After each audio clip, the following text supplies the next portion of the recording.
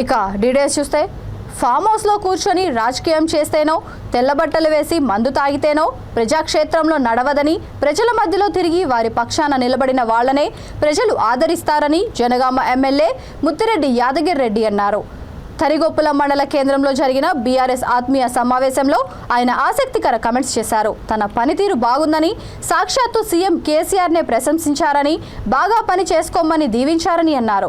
నిజమైన రండ రాజకీయాలు చేసిన వారిని కేసీఆర్ సపోర్ట్ చేయరని అన్నారు. తాను ప్రజాక్షేత్రంలోనే ఉంటాననే విషయం ముఖ్యమంత్రి దగ్గర రిపోర్ట్ ఉందని అన్నారు.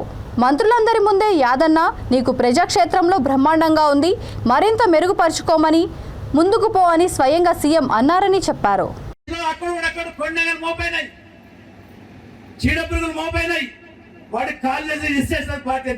ముఖ్యమంత్రి గారే ప్రశంసించి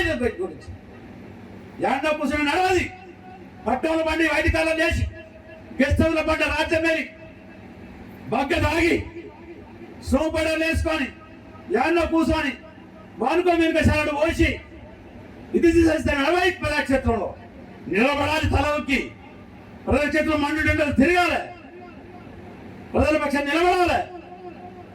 అప్పుడు భూస్థాపిత ఉన్నటువంటి కొమ్మూరు ప్రతాప్ రెడ్డి ఇక్కడ భూస్థాపన చేసిన పార్టీనే 4 లక్షల పీసీసీ ప్రెసిడెంట్ గడగడ ఆడించి మా ప్రజలు 34,000 తోటి గెలిపించి ముఖ్యమంత్రి గారు లేచి ఇది కావాల్సిన ప్రజలకు తప్ప యాడ్లో కూర్చుండి షేరడు పోయడం, వాణి పిలవడం, చక్రగులు చేయడం నీచమైన రెండ రాజకీయానికి ముఖ్యమంత్రి గారు ఎప్పుడు సపోర్ట్ చేయరు.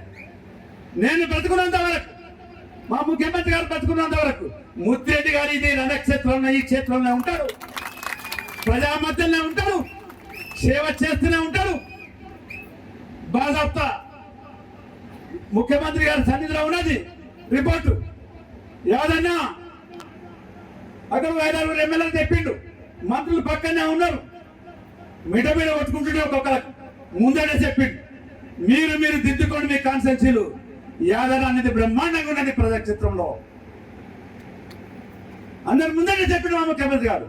యాదన బ్రహ్మాండంగా ఉన్నది ప్రజాక్షేత్రంలో, దాన్ని మరింత మెరుగుపరుచుకునే ప్రయత్నం చేయి. రోజుకు ఇంత పెరుగుతుంది. నేను ఏమో తిరగదన్న కాన్స్టిట్యూన్సీని ఈ స్థాయికి మన పార్టీ తీసుకొచ్చుకున్నది.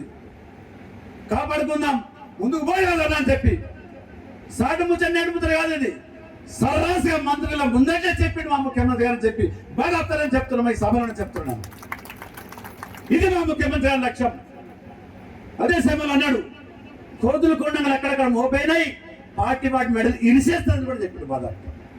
ఎస్, మా ముఖ్యమంత్రి గారు సర్రాసుగా చెప్తాడు, ఎమ్మెల్యేలు కాదని ఎవరు ఏమి చేయడానికి లేదు.